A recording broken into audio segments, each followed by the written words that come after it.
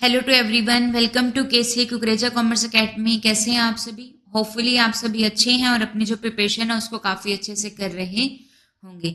Start करते हैं यहाँ पर हम लोग अपने सेशन को, जहाँ पे हम लोग एक नई यूनिट को कवर कर रहे हैं, जहाँ पे मैं आप लोगों के साथ में बीएम और एचआरएम के पीवाईक्यूज को कवर करूंगी। ये आप लोगों के पास में 2021 के पीवाईक्यूज हैं यूजीसी नेट कॉमर्स के। ठीक है, तो इससे पहले के जो क्वेश्चंस है उसकी भी आप लोगों के पास में एक प्लेलिस्ट अलग होगी, जिसमें 2010 से 20 के क्वेश्चंस हैं और उसके जो फर्दर हैं वो आप लोगों के पास में इस प्लेलिस्ट में रहेंगे। स्टार्ट करते हैं हमारे इस सीरीज के पहले क्वेश्चन के साथ में।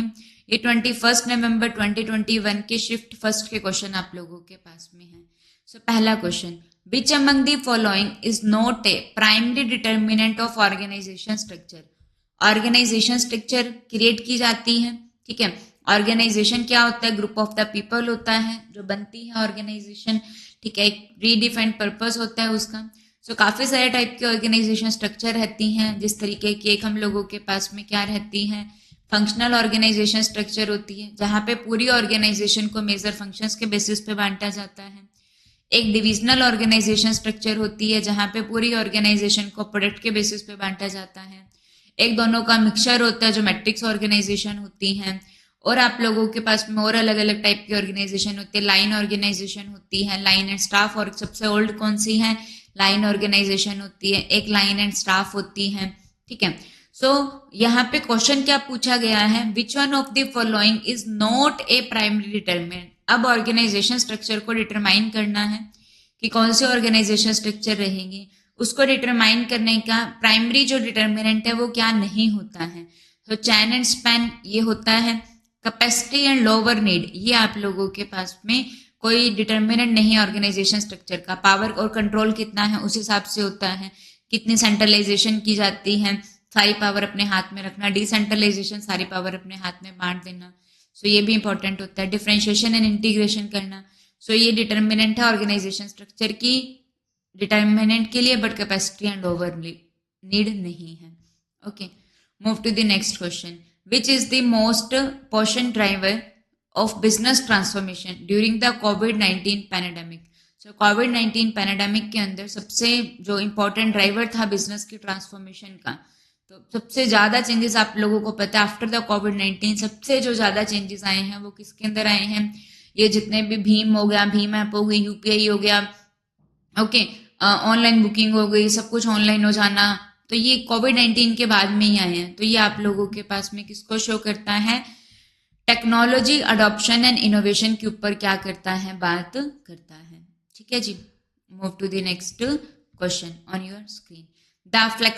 The principles of management have the following distinct feature. आप लोग को पता है जो प्रिंसिपल होते हैं, प्रिंसिपल्स क्या होते हैं? जस्ट गाइडलाइन होती है जो क्या करती हैं, ये गाइडलाइंस होती हैं जो क्या करती हैं, बिजनेस को गाइड करती हैं। ठीक है, तो गाइडलाइन होती है बेसिक। तो प्रिंसिपल्स ऑफ मैनेजमेंट आप लोगों के पास में दो तरीके के प्रिंसिपल होते हैं। एक जनरल प्रिंसिपल्स हैं जो किन्होंने दिए हैं, गिवन बाय हेनरी फ्योल ने जनरल प्रिंसिपल दिए हैं। और एक आप लोगों के पास में क्या आते हैं, साइंटिफिक मैनेजमेंट आती हैं। जो साइंटिफिक मैनेजमेंट है ये किन्होंने दी है, given by FW Taylor. Frederick Winslow Taylor ने क्या दिया है, साइंटिफिक मैनेजमेंट के प्रिंसिपल दिए हैं। तो ये पूछा जा रहा है कि जो प्रिंसिपल्स होते हैं उनके क्या फीचर होते हैं। तो प्रिंसिपल जो रहते हैं वो आप लोगों के पास में उनके क्या फीचर होते हैं? फ्लेक्सिबल होते हैं, टाइम टू टाइम चेंज होते रहते हैं, हर जगह अप्लाई होते हैं, यूनिवर्सल एप्लीकेशन होती हैं, या रिलेटिव होते हैं। मेन सिचुएशन टू सिचुएशन अलग अलग वेरी करते हैं, करेक्ट और बेस्ड ऑन सिचुएशन। सारी की सारी जो बातें हैं वो क्या हो जाएंगी, करेक्ट हो जाएंगी।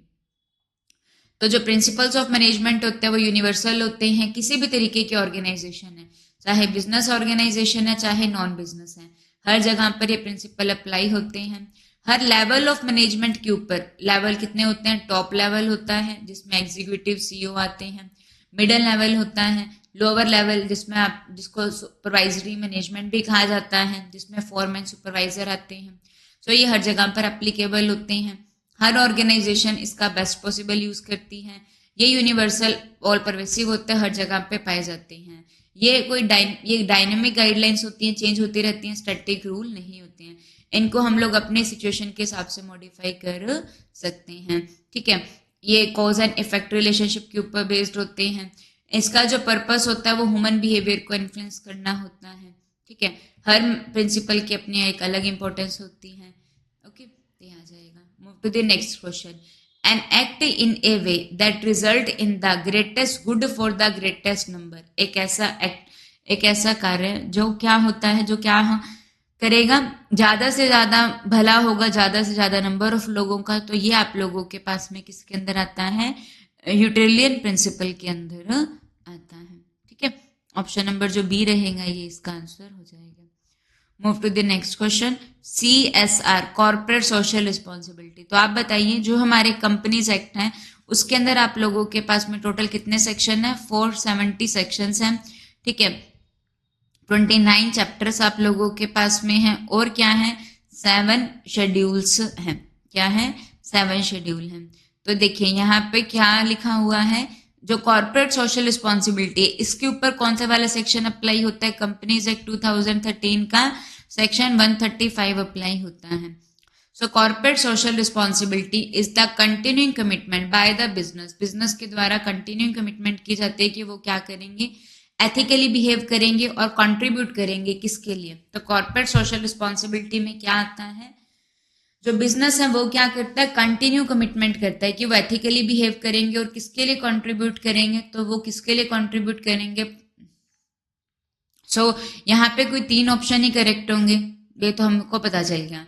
तो वो किसके लिए वर्क करेंगे, तो गाइस ये आप लोगों के पास में यहाँ पे क्या रहेगा, देखिए तो जो कॉर्पोरेट सोशल रिस्पॉन्सिबिलिटी है बिजनेस की, तो वो पॉलिटिकल अवेयरनेस उसका कोई कंसर्न इतना नहीं रहता है, तो ये आप लोगों का ये नहीं होगा। पब्लिक हेल्थ को के लिए कंट्रीब्यूट करेंगे, लोगों की एजुकेशन के लिए, लिटरेसी के लिए, इकोलॉजिकल बैलेंस को मेंटेन करेंगे, जेंडर डाइवर्सिटी, प्रॉफिट कमाना, मार्केट कंट्रोलिंग, ये तो फिर CSR का पार्ट कहाँ बना, तो ये भी आप लोगों के पास में यहाँ पे नहीं आएगा।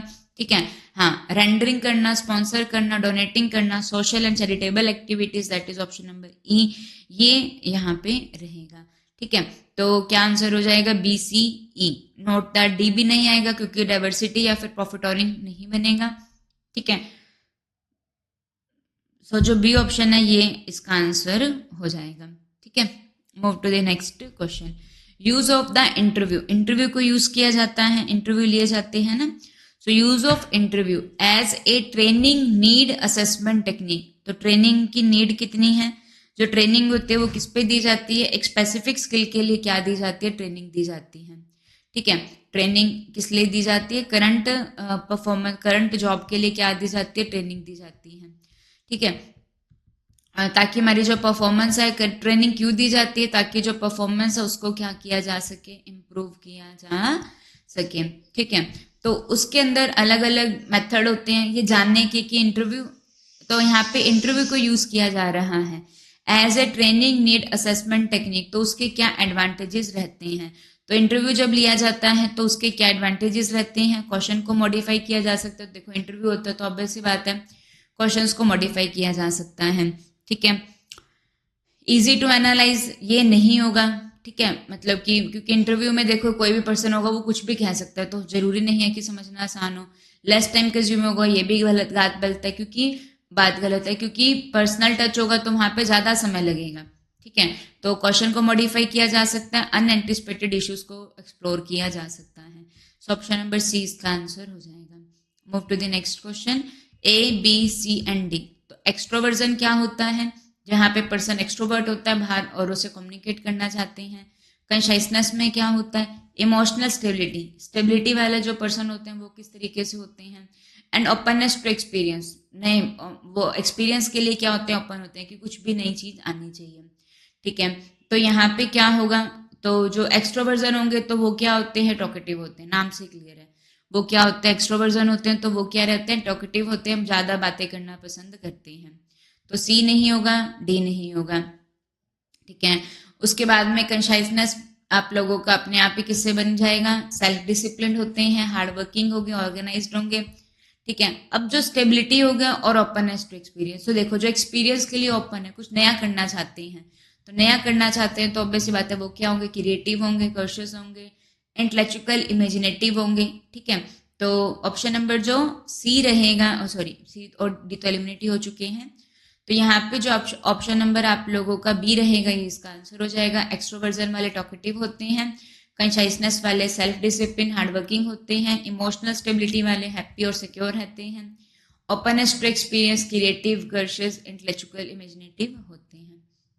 Move to the next question. SBU, strategic business unit or the product that have lost their position of leadership, मतलब कि उनकी जो लीडरशिप है उसको उन्होंने क्या कर दिया, लॉस्ट कर दिया, and are in a low growth market of, मतलब कि उनकी जो ग्रोथ है वो भी लो है और जो उनको मार्केट का शेयर मिला हुआ है वो भी क्या है, लो है, तो उसको क्या कहा जाता है। तो ये आप लोगों के पास में किसका कंसेप्ट होता है, बीसीजी मैट्रिक्स का कंसेप्ट होता है।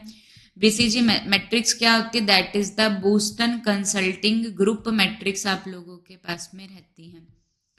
क्या होती है, बोस्टन कंसल्टिंग ग्रुप मैट्रिक्स होती है, जहां पे दो चीजों के ऊपर देखा जाता है, एक देखा जाता है क्या मार्केट का शेयर क्या है, सेकंड क्या देखी जाती है, ग्रोथ रेट क्या है, सेकंड क्या देखा जाता है, ग्रोथ रेट क्या है। तो जहां पे दोनों चीजें आप लोगों की क्या होती है, हाई होती हैं, तो उसको क्या कहा जाता है, स्टार कहा जाता है। जहां पे मार्केट का शेयर भी हाई है और ग्रोथ भी हाई है, तो ये क्या होता है, स्टार होता है। जहां पर दोनों चीजें लो होती हैं, ये क्या होता है, डॉग होता है।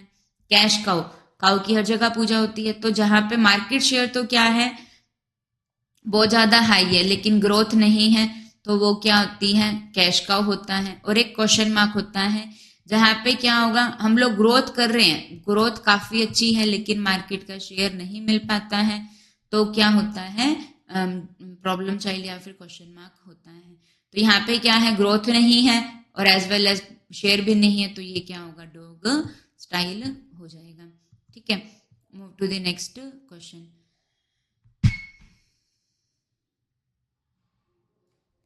हाँ जी, सो देखिए 3 क्वेश्चन है यहाँ पे हम लोगों के पास में। सो arrange the following characteristics of the stages of group development. Group को डेवलप किया जाता है, ग्रुप क्या होता है, मिनिमम 2 पर्सन होते हैं, मिनिमम 2 होने चाहिए। सो ये जॉइंट होता है, एसोसिएशन होती है पर पर्सन की, जो किसके लिए वर्क करते हैं, एक कॉमन पर्पस के लिए मिलते हैं, तो वो क्या होता है, ग्रुप होता है। सो ग्रुप और डेवलपमेंट की स्टेजेस होती हैं, उसको हम लोगों ने इंक्रीजिंग ऑर्डर में बताना है कि जो ग्रुप होता है वो कैसे डेवलप होता है। ठीक है, सो जो ग्रुप की डेवलपमेंट होती है वो कैसे होती है, उसको हमने यहाँ पे देखना है। ठीक है, तो देखिए, तो सबसे पहले यहाँ पे क्या लिखा हुआ है, member began to resolve the differences. जो मेंबर हैं वो अपने डिफरेंसेस को रिजॉल्व करना स्टार्ट कर देते हैं, क्लैरिफाई करते हैं पर्पस ऑफ द ग्रुप को and role of the group member को। तो पहले ग्रुप बनेगा तभी तो डिफरेंसेस को रिजॉल्व किया जाएगा। फिर it include recognition for participation and achievement. उसके बाद में हो सकता है भाई डिफरेंसेस को आइडेंटिफाई कर लिया, फिर पार्टिसिपेशन को देखें। Member are highly task oriented and there is a unity in a group. Conflict start rising due to differences of the opinion among member. देखो, पहले कन्फ्लिक्ट स्टार्ट होगा तभी तो डिफरेंसेस को रिजॉल्व किया जाएगा ना, ये तो बात क्लियर है कि पहले डिफरेंसेस होंगे, पहले डी आएगा उसके बाद में ही ए आएगा। ठीक है, तो ये आप लोगों के पास में इस हिसाब से तो फिर ए को तो पहले ही एलिमिनेट कर दिया जाएगा। ओके, इसके बाद में हम लोग देखते हैं, तो सबसे पहले क्या होता है, ऑब्वियस सी बात है, सबसे पहले कन्फ्लिक्ट अराइज होते हैं। ठीक है जी, तो कन्फ्लिक्ट अराइज हो गए, उसके नीचे भी एक और स्टेटमेंट दी हुई है, वो क्या है, मेंबर जो होते हैं वो काफी ज्यादा एगर होते हैं, उनकी पोजीशन एक्सपेक्टेशंस होती हैं, वो एंगेज होते हैं कि what they are and who other member है। तो सबसे पहले ग्रुप बनेगा, ग्रुप बनेगा तो जो मेंबर होते हैं वो जानना चाहते हैं कि उनकी क्या एक्सपेक्टेशंस हैं, वो कॉन्शियस होते हैं कि वो क्या है, अदर मेंबर कौन है।